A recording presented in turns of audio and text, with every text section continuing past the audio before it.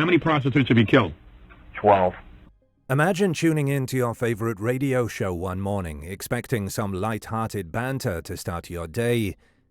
But instead, you hear a chilling confession from a man who calmly admits to being a serial killer. This isn't a scene from a movie.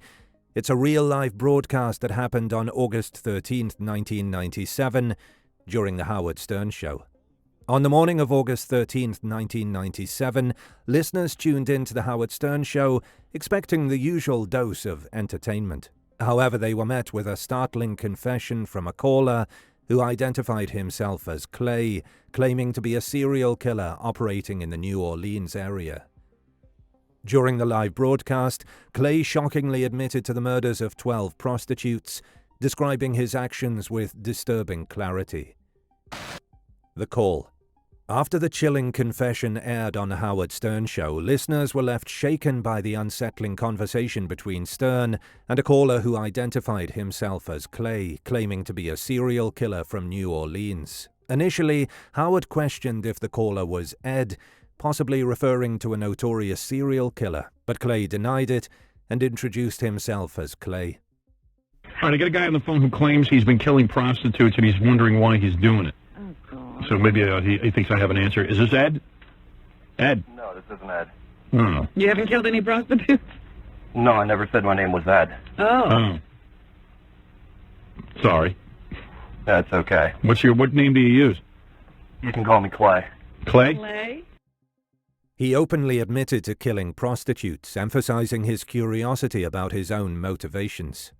As the conversation unfolded, Howard attempted to delve into Clay's psyche to understand the motives behind his gruesome acts.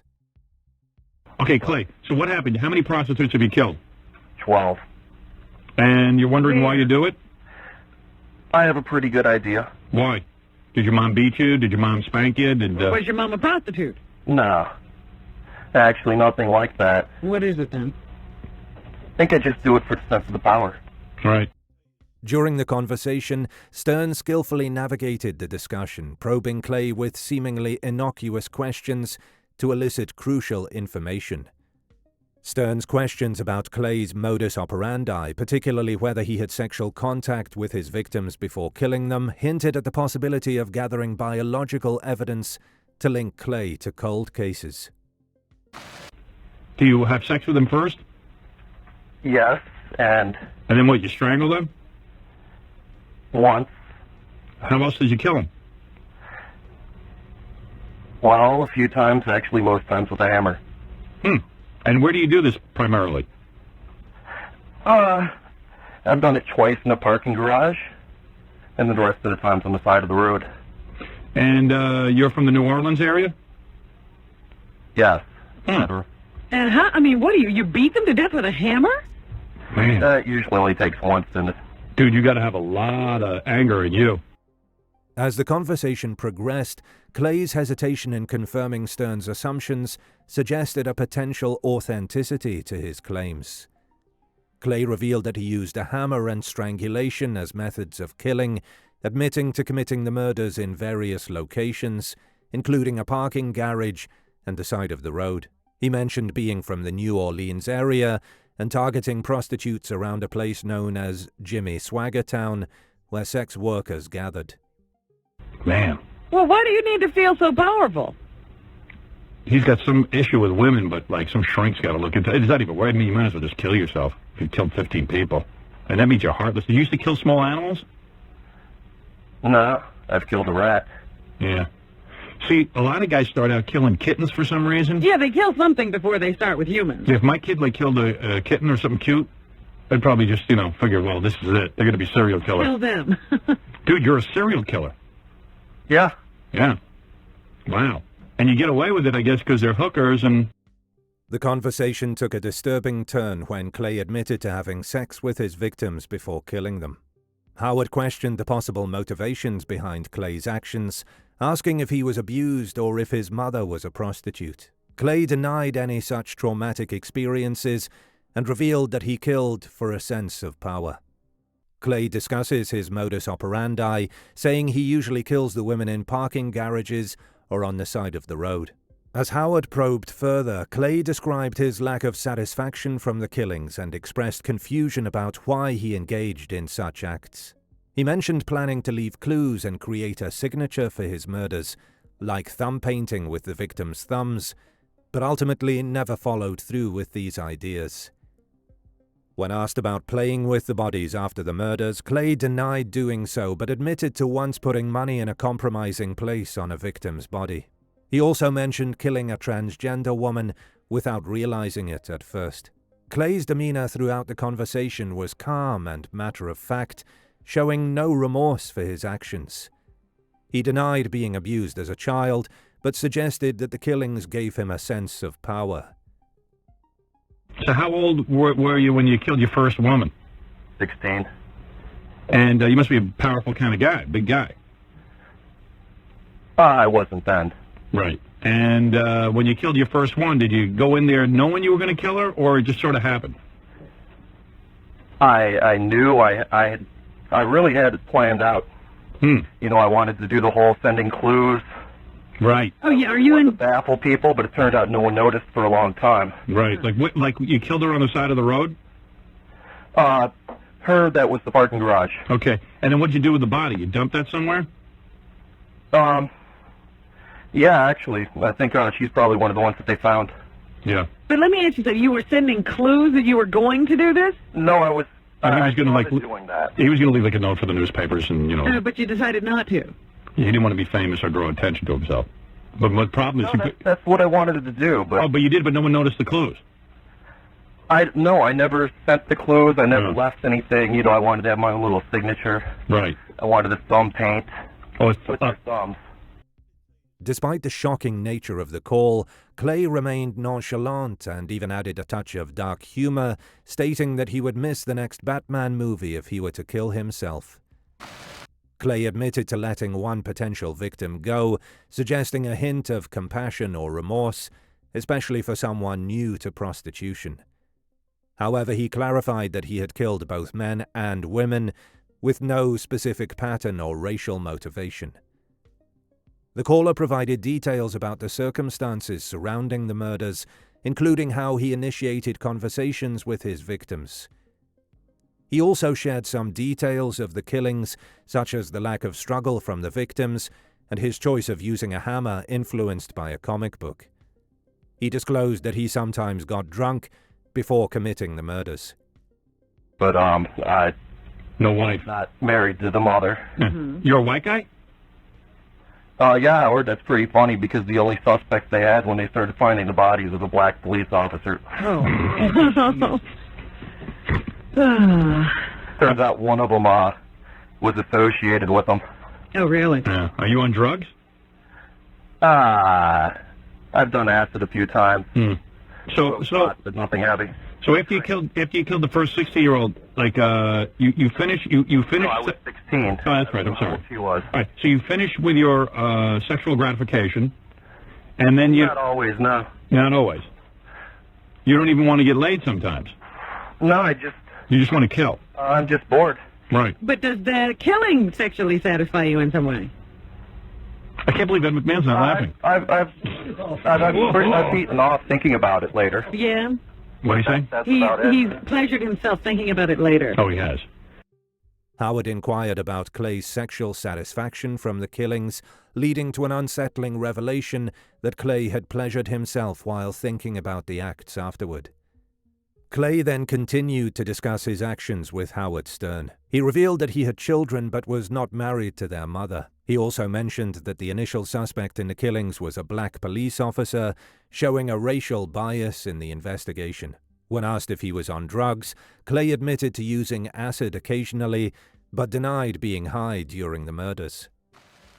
Clay described his lack of satisfaction from the killings, stating that he sometimes used to feel bored and didn't understand why he used to do it. He then admitted to killing 2 people in one night, even traveling to Mississippi for the second murder. Talking about racial biases, Clay mentioned that his victims are a mix of white and black women, with one being a transgender person of color. I've let a couple go. You have. Like what happened? You're in the middle of killing them, and then they what do they say? Why would you let one go and kill the other? There was this one. Go ahead. I think she was probably really new to it. Yeah. There was just something about her. Maybe she reminded me of my ex-fiance, but Right. You somehow relate. more of an innocent quality. You somehow felt bad for her. Yeah.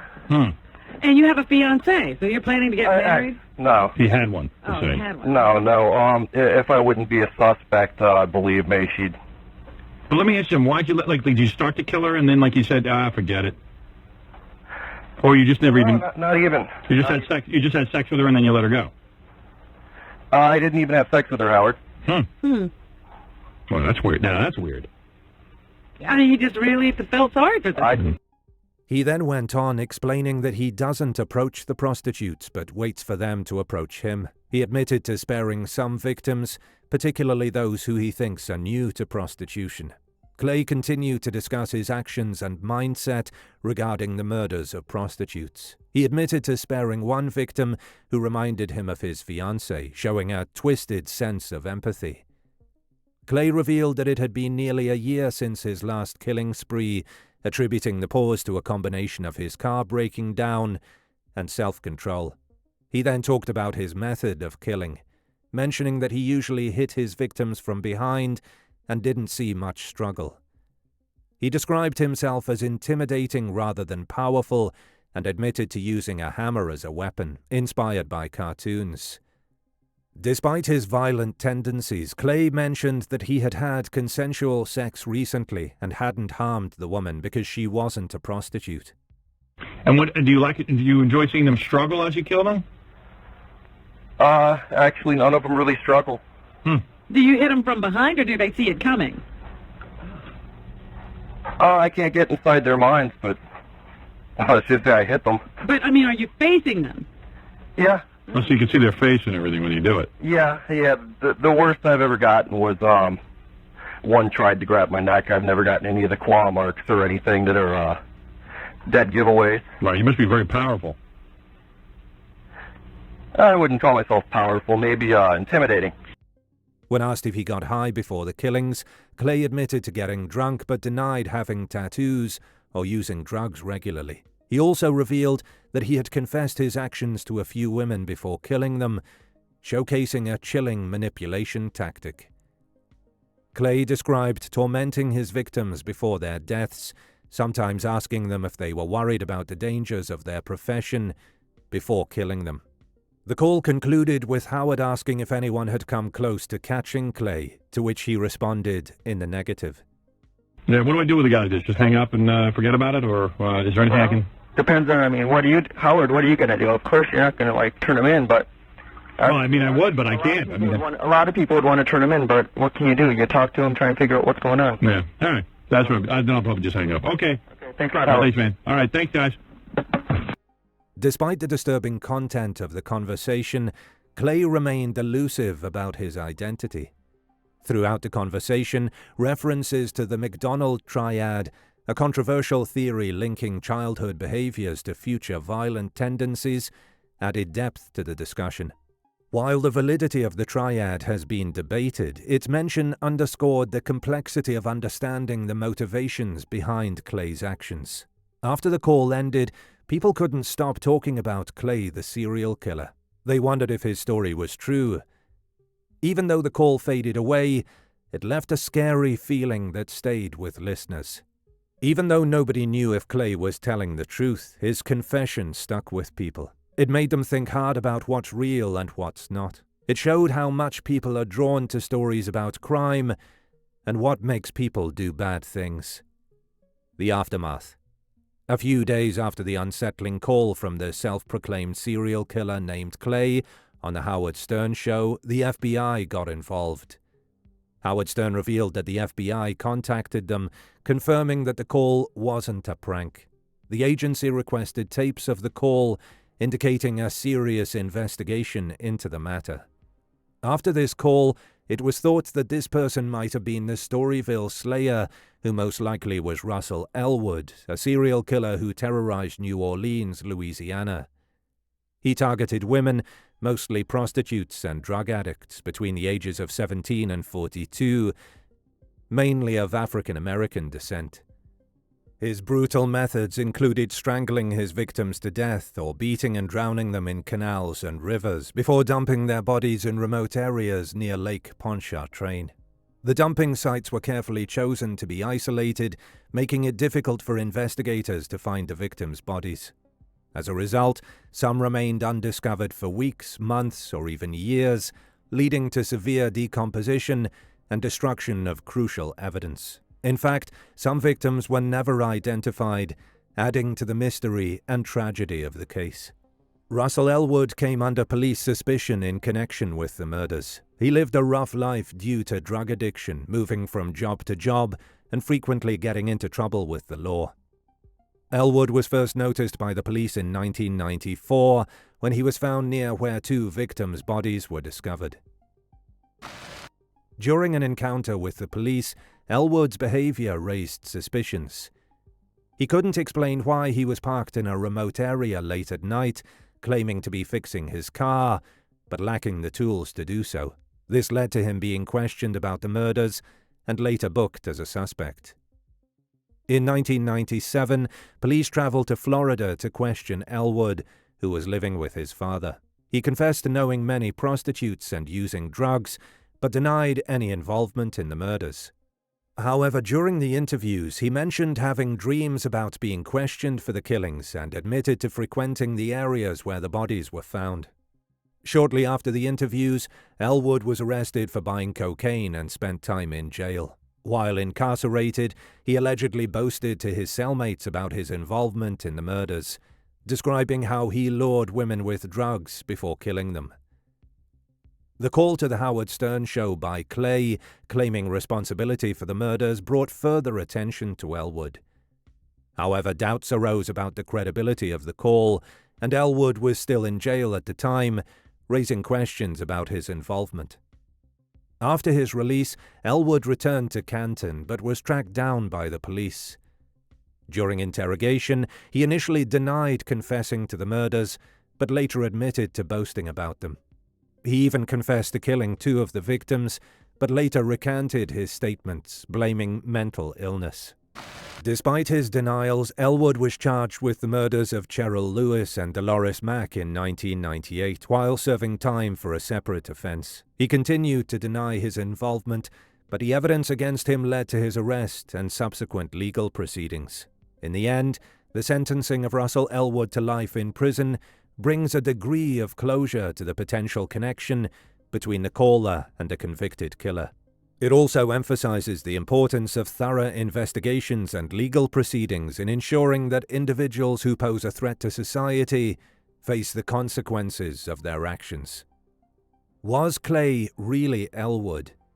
While Elwood seemed like a plausible suspect for the caller known as Clay on the Howard Stern show, there are some complications. Elwood was arrested on drug charges on August 4, 1997, and remained in jail for nearly 3 months. However, Clay called into the show on August 13, 1997, making it unlikely that Elwood could have been the caller from prison. Moreover, the location mentioned by Clay as Jimmy Swaggart Town is over 80 miles away from where most of the victims' bodies were found. Additionally, Clay claimed to use a hammer as his preferred murder weapon, whereas the victims in the New Orleans cases were mostly drowned or strangled, which didn't match Elwood's modus operandi of drugging victims to overdose. Despite these discrepancies, there's still a possibility that Clay was involved in the murders. Jefferson Parish Sheriff Harry Lee stated in 1998 that the task force investigating the killings didn't believe they were the work of a single person. In fact, 3 other sheriffs involved in the task force mentioned at least 4 other suspects they were considering. So while Elwood remains a compelling suspect, there's room for doubt. The mystery of Clay and the Storyville Slayer continues to intrigue investigators and true crime enthusiasts alike. Could Clay have been one of the other suspects on the task force's radar? The search for answers continues as the families of the victims seek closure and justice for their loved ones. What do you think about this? Was it Elwood or maybe some other serial killer? Leave your comments below.